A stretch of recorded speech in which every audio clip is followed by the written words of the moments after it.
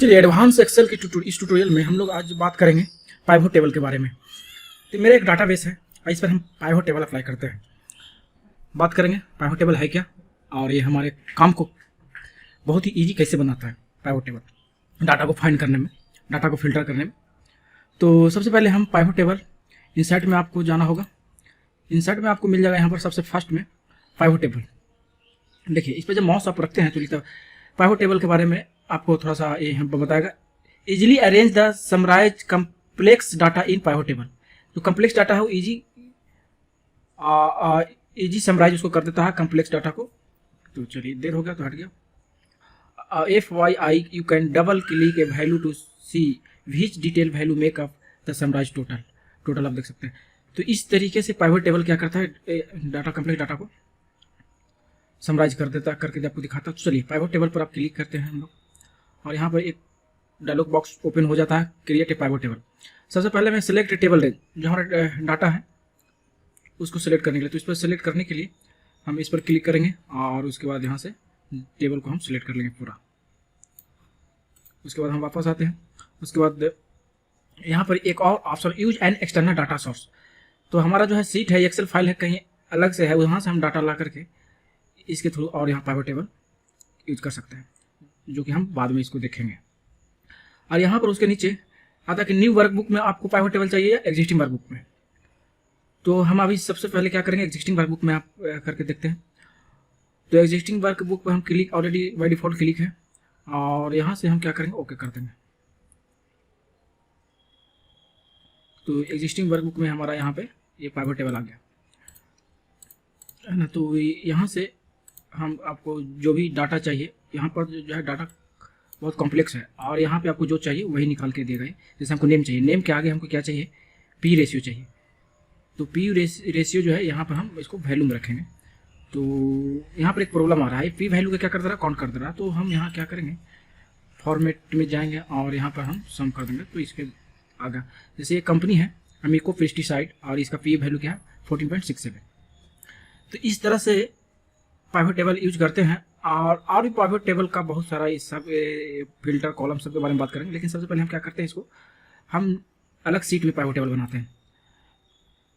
तो हम इसको कर देते हैं बंद और यहाँ से हम फिर से जाएंगे। यहाँ पर हम टेबल पे क्लिक होना जरूरी है और पाइवट टेबल पर क्लिक करेंगे। टेबल हमारा सिलेक्टेड है और यहाँ हम करेंगे न्यू वर्कबुक। पहले हमने क्या किया था, एग्जिस्टिंग वर्कशीट किया था, जो हमारा जिस वर्कशीट में हमारा डाटा है उसी वर्कशीट में वो पाइवट टेबल बना के दिया था। अब हम करेंगे न्यू वर्कशीट। तो जैसे हम न्यू वर्कशीट पर क्लिक करके ओके करेंगे तो हमारा पाइवट टेबल आगे ऑटोमेटिक सीट क्रिएट कर दिया। तो यहाँ पे हम पूरा समझते हैं पाइवट टेबल के बारे में। तो हमें क्या चाहिए, सबसे पहले नेम चाहिए और नेम के बाद हमको कंपनी का नेम आ गया और हमको चाहिए इसके सामने करेंट मार्केट प्राइस और पी रेशियो चाहिए, मार्केट कैपिटल चाहिए। तो यहाँ पर देखिए क्या प्रॉब्लम आया कि जैसे ही हम पी रेशियो क्लिक किए तो ये क्या है, रो के अंदर सेम कंपनी के नीचे आ गया। क्यों आया, क्योंकि ये रो में पी रेशियो चला गया। तो हमें क्या चाहिए, कंपनी का सामने डाटा चाहिए। तो हम क्या करेंगे, सिंपल ये इसको उठा करके वैल्यू में क्लिक कर देंगे। तो हमारा यहाँ पर पी रेशियो आ गया। तो पी रेशियो क्या कर रहा है, काउंट कर दे रहा है, वैल्यू नहीं दे रहा है। तो यहाँ पर पी रेशियो का वैल्यू देखिए क्या है, पी रेशियो का वैल्यू 55:39 ये वैल्यू है। तो हम यहाँ पर जाएंगे और क्या करेंगे, इसको थोड़ा सा पी रेशियो इसको थोड़ा सा हम बड़ा करते हैं और पी रेशियो पर हम जाएंगे और यहाँ वैल्यू फील्ड सेटिंग में जाएंगे और यहाँ पर इसको कर देंगे सम, कर देंगे ओके। तो हमारे काउंट करना छोड़ दिया। तो इस तरीके से हम अब कॉलम के बारे में जानते हैं कि कॉलम क्या है। जैसे हमने यहाँ हर एक कंपनी का नाम जो है रॉ वाइज डाटा कर दिया। अब इसको जैसे कंपनी का नेम हमें कर देते हैं कॉलम में, तो क्या कर, जो भी कंपनी का नाम है कॉलम वाइज कर दिया। तो रिक्वायरमेंट के हिसाब से कॉलम आपको चाहिए, डाटा किस प्रकार का है, उस तरीके से हम कॉलम वाइज या डाटा वाइज कर सकते हैं। तो अभी हमको जो डाटा चाहिए वो रॉ वाइज ही चाहिए, देखने में आसानी हो रही है। और उसके बाद जो भी डाटा आपको वैल्यू सामने चाहिए वो क्या करना है, आपको सिंपल सा डिविडेंड चाहिए, उसके सामने आता चला जाएगा। ये तो क्या, तो जो डाटा चाहिए वहीं पे निकल के आएगा। अब ये यहाँ पर एक फिल्टर है, तो आपको जैसे मार्केट कैपिटल को हम फिल्टर में डाल दिए, तो करेंट मार्केट प्राइस जो है ये फिल्टर यहाँ हम कर सकते हैं। इसको हम डाटा जैसे हम करेंट मार्केट प्राइस हम इसको अगर सिलेक्ट कर लेते हैं तो सिर्फ यही, अभी तो इस डाटाबेस में एक ही कंपनी है ऐसा है जिसका करेंट मार्केट प्राइस 5.7 करोड़ है। अगर ऐसा कंपनी बहुत सारा होते हैं, तो सारा 5.74 करोड़ वाले सारे कंपनी यहाँ निकल कर आ जाता है। जैसे हम यहाँ पर क्या करते हैं, मार्केट कैपिटल में हम ये करते हैं, थोड़ा सा चेंजेस करते हैं। मार्केट कैपिटल जो है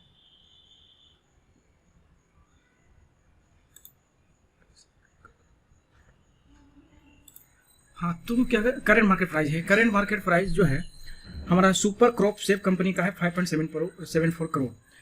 तो यहाँ हम जाकर देखते हैं डाटाबेस में एक ही है, तो हम इसको क्या करेंगे, डाटाबेस में हम इसको भी हम 5.74 करोड़ हम कर देते हैं, 5.74 करोड़। तो अब हमारा क्या हो जाएगा, वहाँ पर 5.74 करोड़ का 2 कंपनी हमें शो करना चाहिए यहाँ पे। तो चूँकि यहाँ पे ऑटोमेटिक नहीं आया, ये भी एक प्रॉब्लम है। तो इस जैसे कोई वहाँ डाटाबेस में कोई डाटा अगर आप चेंज करते हैं तो आपको क्या करना होगा, आपको यहाँ से आकर के आपको क्या करना, रिफ्रेश ऑल करना होगा। तभी जैसे कोई भी डाटाबेस में आप डाटा चेंज करते हैं तो बिना रिफ्रेश करके यहाँ ऑटोमेटिक अपडेट नहीं होगा, तो रिफ्रेश करना ही होगा। तो अब हमारा 5.7 करेंट मार्केट प्राइस, ऐसी कंपनी जिसका करेंट मार्केट प्राइस 5.74 करोड़ है, वैसा निकालना हो तो आप यहाँ से फिल्टर कर दीजिए। उसी तरह से अगर आपको और कोई डाटा से बाई फिल्टर करना है, इसको अब हम कर देते हैं ऑल, क्या कर देते हैं, ऑल कर देते हैं, ऑल कर देते हैं। अब आपको चाहिए कि भाई ऐसी कंपनी हमें निकाल के दो, इसको हम फिल्टर, चूँकि ROC से हम फिल्टर कर रहे हैं तो इसको हम फिल्टर में डालेंगे। तो ROC से हम फिल्टर में आ गए। अब हमको ऐसी कंपनी निकाल के दो जिसका RO वैल्यू 7.47 करोड़ है। तो ऐसा कौन सा कंपनी है भाई, पाइथोकेम का।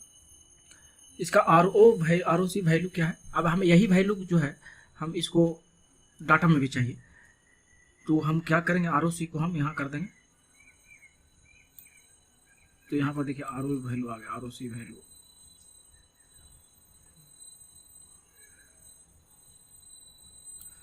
चलिए ROC वैल्यू यहाँ पे वैल्यू में भी है, तो ROC वैल्यू कहाँ गया देख लेते हैं। हाँ देखिए ROC वैल्यू है, तो हम यहाँ ROC वैल्यू कौन सा सेलेक्ट किया, 7.47। डाटाबेस में हमारा एक ही वैल्यू है इसलिए एक शो कर रहा है। तो यहाँ पर हम ROC वैल्यू में चेक करते हैं, ROC वैल्यू 7 पॉइंट कहाँ पे मिलेगा हमको, तो यहाँ देख लेते हैं, सर्च कर लेते हैं, सबसे लास्ट में 7.47 करोड़। तो अब हमें अगर मान लिया जाए डाटाबेस में अगर हमको 3-4 होता तो वहाँ पर क्या शो करता, तो हम यहाँ करते हैं 7.47। हम बस डाटा को चेंज कर रहे हैं दिखाने के लिए कि अगर 3 होता तो 3 वहाँ फिल्टर करने के बाद दिखाता। हम 3 हमारे पास ROC वैल्यू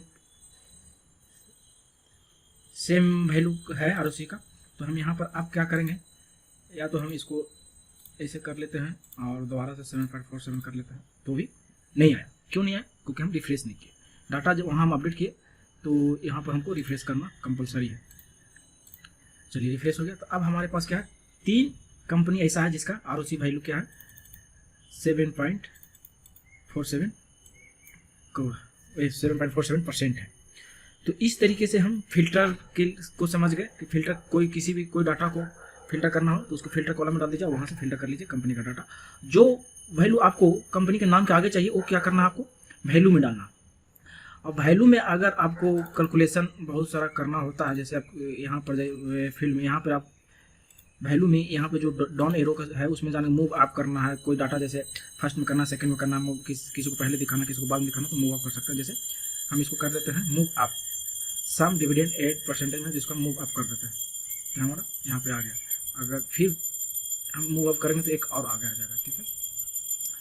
और इसी तरीके से हम इसको ऐसे ड्रैग करके भी हम कर सकते हैं, कोई बड़ा वो नहीं वहीं से करना, देखिए सम को हम ड्रैग करके ऊपर के सबसे पहला में आ गया। अब हम some current market price move down करके उसे आप आगे कर सकते हैं, मूव टू बिगनिंग स्टार्ट में कर सकते हैं। करंट मार्केट प्राइस जो है इसको हम स्टार्ट में कर दिए, तो ये सबसे पहले नाम क्या है, सबसे पहले वही दिखने लग गया।